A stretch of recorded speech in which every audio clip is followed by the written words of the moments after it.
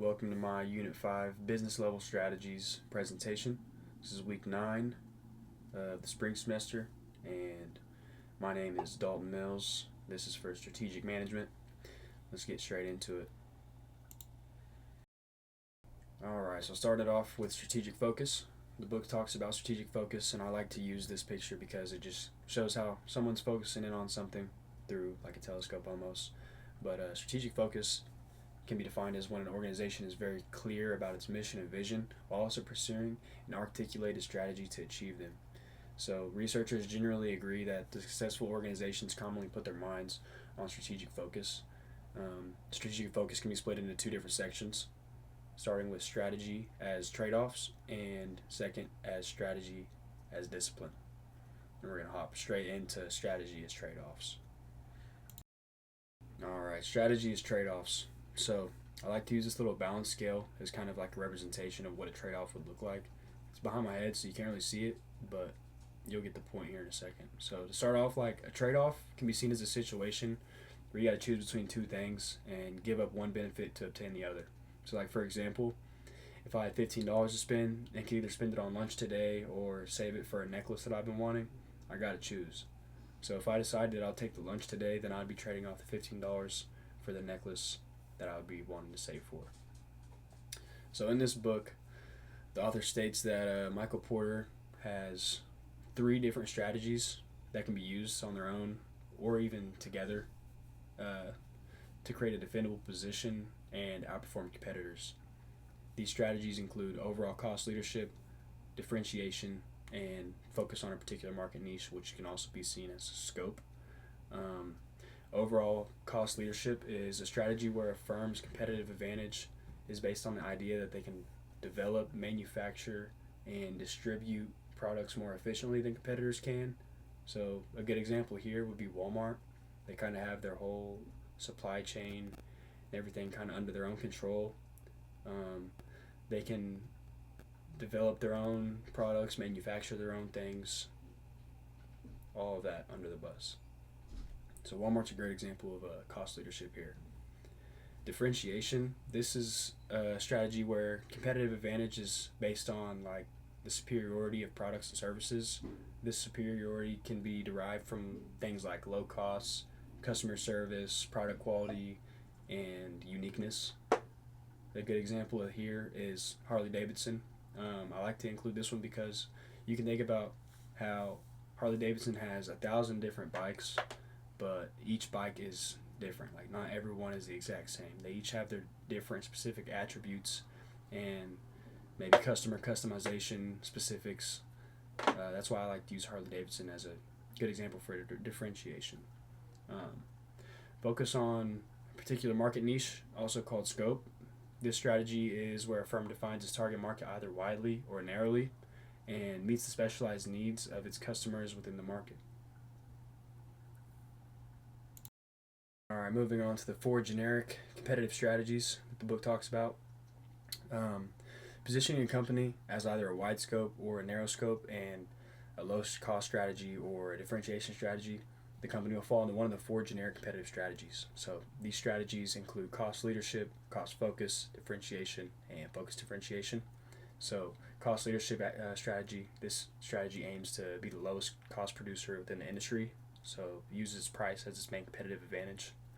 The cost focus strategy, this strategy focuses on a particular buyer segment or a particular geographic segment, targeting a narrow or specific market niche with the lowest prices, and it also wants to target just the specific segment instead of the entire segment. So differentiation is a strategy that aims to offer products or services that are perceived as unique or valued by customers, which allows the firm to charge prices that they want.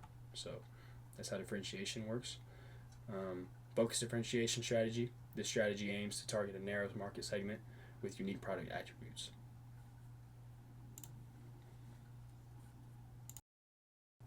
Alright, moving on from strategy as a trade-off to strategy as discipline. The book talks about how 2 guys, Michael and Fred, introduced the concept of value discipline and how it's kind of similar to Porter's 3 strategies, but it's got one main difference. The difference here is that companies should focus on one of these disciplines, but they should just completely exclude the other two. They need to make sure that they're still keeping up with the industry standards for these and just paying attention to them. So, product leadership, this is having a focus on development and innovation, design, time to market, and high margins within a short time frame. The goal here with product leadership is to constantly develop a state of the art or new product. Operational excellence.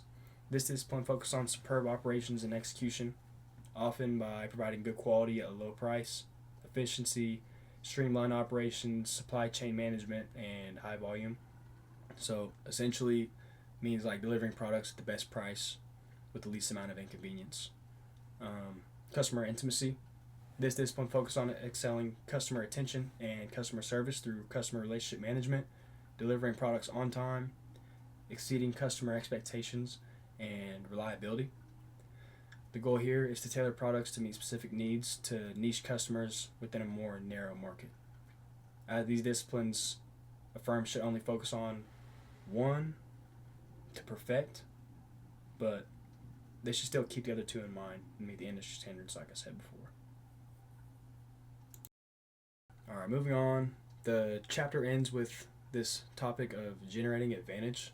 So, like, companies are more likely to achieve a competitive advantage and earn more profits if they find unique ways to deliver value to their customers. So, 5 strategies to do this are low cost provider strategy, broad differentiation strategy, focused low cost strategy, focused differentiation strategy, and best cost provider strategy.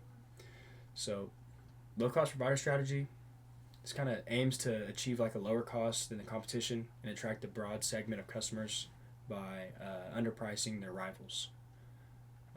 Broad differentiation strategy.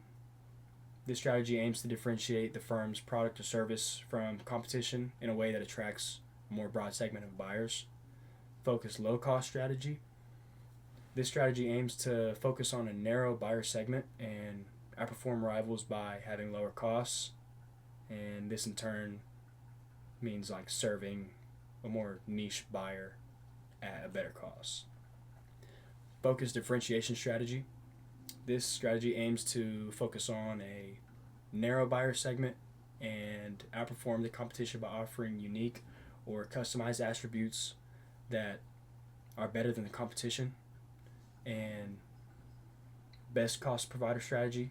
This strategy aims to give consumers more value for the money that they spend by satisfying buyers' expectations on attributes while also beating their price expectations.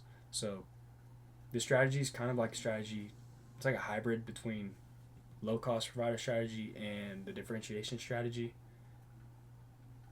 And that sums up the generating advantage part. All right, that brings us to the end of this presentation. Again, this is week 9 for strategic management, and I appreciate the opportunity you've given us to do this assignment. Sorry that it kind of took a little bit longer than supposed to, but I feel like it was necessary to explain the concepts that the book had put out for us. So, again, I appreciate it, and I will see you soon. Thank you.